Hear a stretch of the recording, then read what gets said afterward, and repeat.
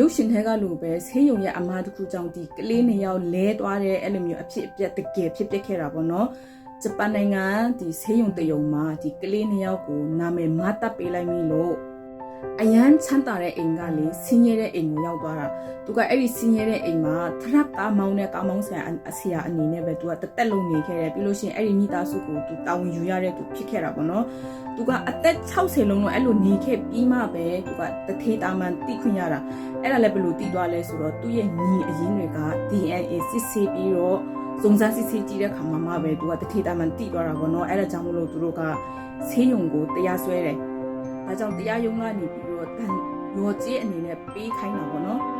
တန်360ဝမ်ပေးခိုင်းတာပေါ့နော်ဒါဆိုအဲ့ဒီလူဘက်ကိုစဉ်းစားကြည့်မယ်ဆိုတော့တဘွားလုံးသူ့ဘွားစောက်ထုံမျိုးမျိုးဖြစ်သွားပြီးမှပဲရရှိခွင့်ရတဲ့မျိုးစားအဲ့လောက်ပဲပေါ့နော်သူ့နေရာရောက်သွားတဲ့အဲ့ဒီလူက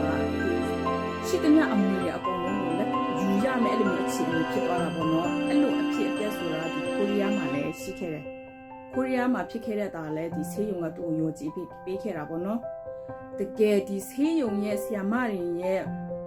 တီးလေးတော့အမားတစ်ခုကြောင့်ပေါ့နော်ဒီလူတယောက်ရဲ့ဘဝကအဇောက်ထိုးမျိုးမျိုးဖြစ်သွားနိုင်ပါလားဆိုတဲ့အဲ့လိုမျိုးသင်ခန်းစာလဲတကယ်ရပါတယ်ကိုလုံးတဲ့လုံးငါအပေါ်မှာလေးလေးနက်နက်ထားဖို့တာဝန်ကျေပြွန်အောင်လုပ်ဖို့လဲလိုတယ်လို့ကျမတို့ဒီအဖြစ်အပျက်ကြည့်ခြင်းအဖြစ်တင်ယူခွင့်ရပါတယ်